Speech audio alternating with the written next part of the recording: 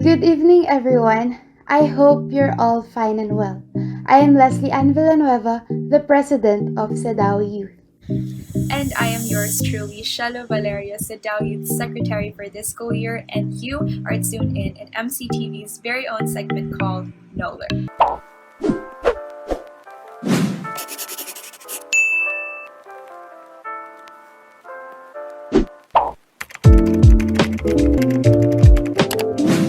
For this episode, we'll talk about the advocacy of Women and Gender Institute and CEDAW Youth, which aims to promote women's rights, gender equality, through promoting women leadership, raising awareness, and social responsibility. With that, let's get started. I have always been interested in everything feminism, from women empowerment to gender equality. I thought I knew enough about those things just because I was familiar with the works of Gloria Steinem and Ruth Bader Ginsburg.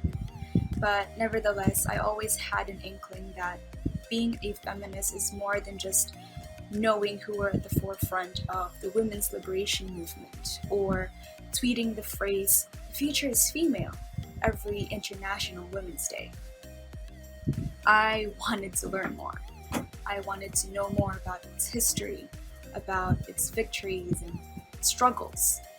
But more importantly, I wanted to know if it's possible to be a part of something as big as feminism.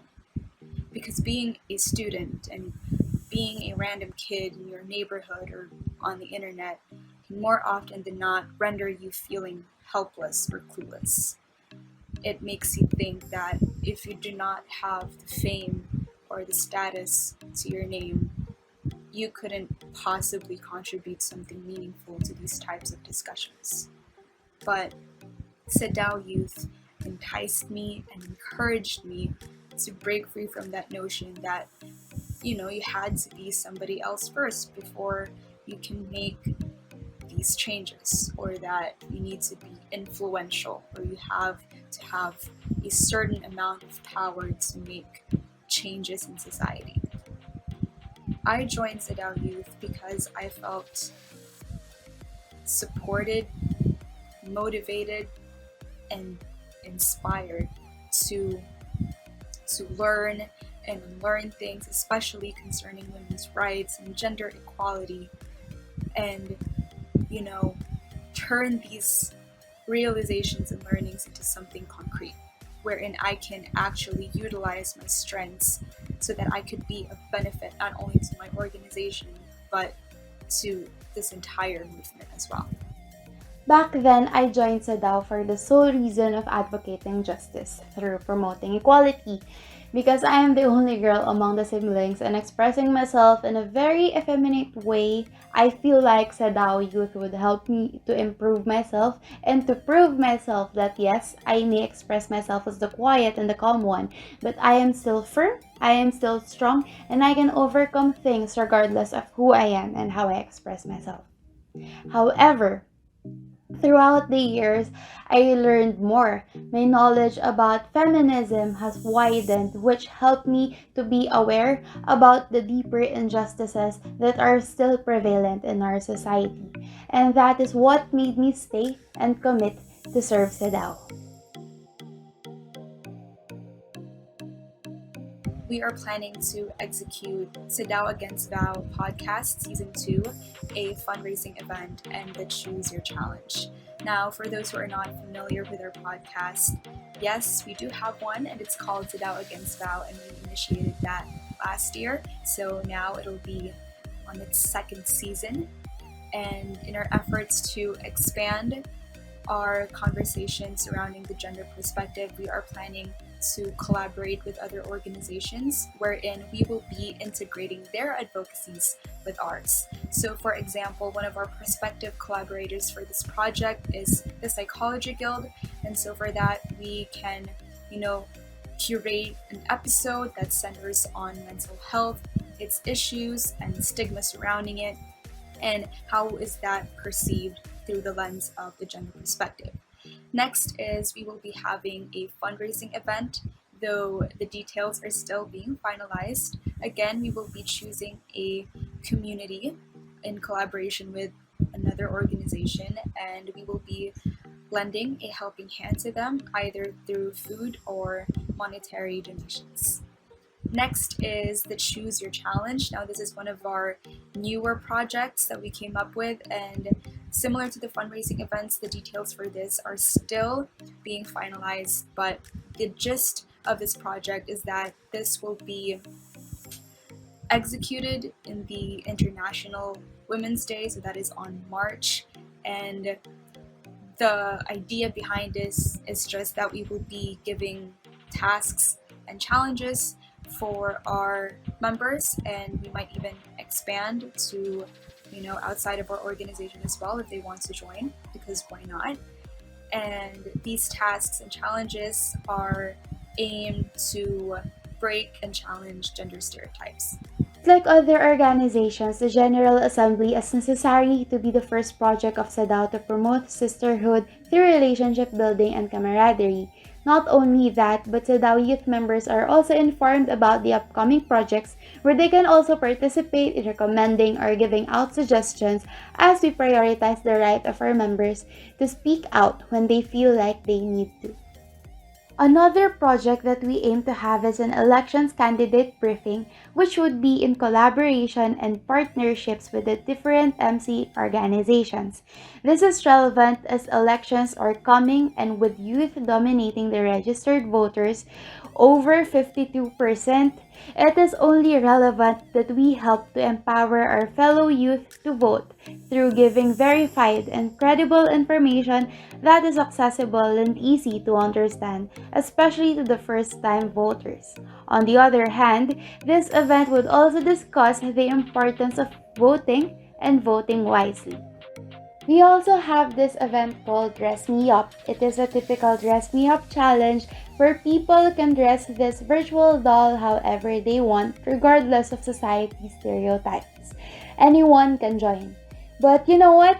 I'll keep other information for surprise and just stay tuned. Throughout history, women have always been seen as second-class citizens. Many have been victimized in various forms of discriminations, and it's still evident that gender inequality is still rampant in the present time. Wagi and CEDAW exist not to say that women are the superior one, but rather to end the wrong mindsets, to break the barriers, to end the threat and danger of expressing yourself differently, and especially to eliminate all forms of discrimination that one experiences just because she or they classify as a woman. Women are still being treated less than for what they're truly worth.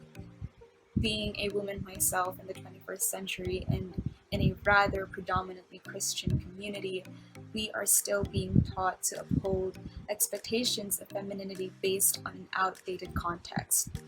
Modern day society still tolerates belief that women are mere objects of sexual gratification and childbearing.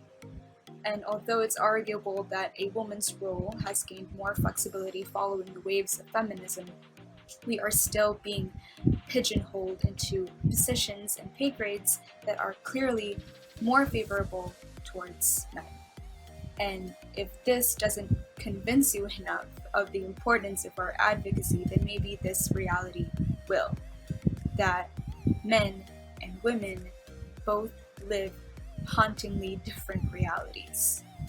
Problems ranging from wage inequalities to lack of representation in power and influence, to genital mutilation, to workplace sexual harassment.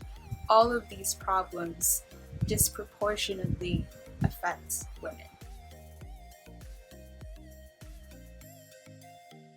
Explore your identity and go beyond the societal norms. For you are more powerful than you think. May you find your advocacy and may that be your mission. You may not fit in, but it is because you are destined to stand out.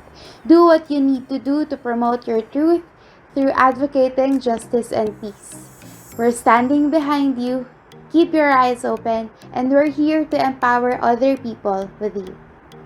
Never be afraid to challenge intransigent gender norms, problematic languaging, victim blaming, toxic masculinity, because all of those things contribute to a culture of violence against women and groups of minorities.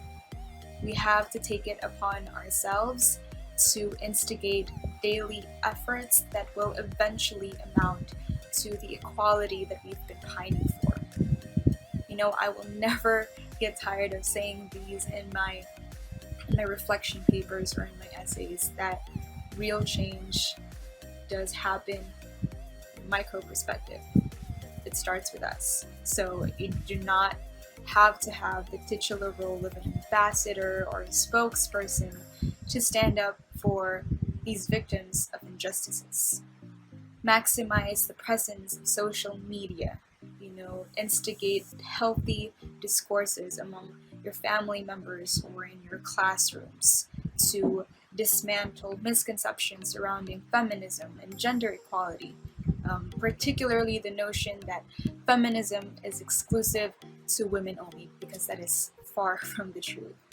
Feminism, and the fight for gender equality calls out to all gender identities, because that is how we will be able to achieve long-lasting positive changes.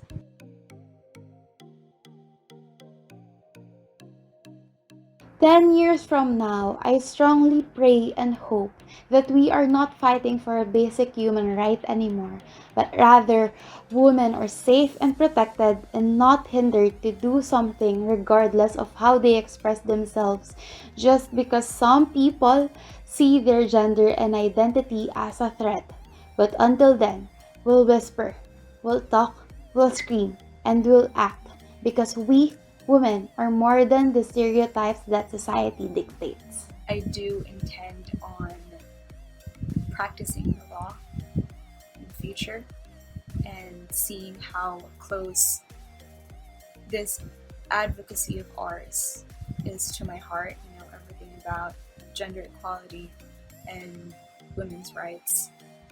Hopefully, when I'm a part of the justice system and I have to say in the legislation process, I'll be able to curate laws and policies that address any remaining issues that is concerned with women's rights, children's rights, and just basically human rights. The more society silences our voices just because we are women, the more we will talk about it, step by step, day by day. And that's our first episode of KNOWller. Please don't forget to follow CEDAW Youth social media pages at CEDAW Youth Miriam College Chapter on Facebook and at MC_CEDAW on Twitter and Instagram. And of course, don't forget to check out MCTV's socials as well. Their Facebook page, which is at Miriam College Television, their Instagram, which is also at Miriam College Television, and of course, don't forget to subscribe to their YouTube channel. We hope that you enjoyed our small talk, and always remember, if you know, tell KNOWller.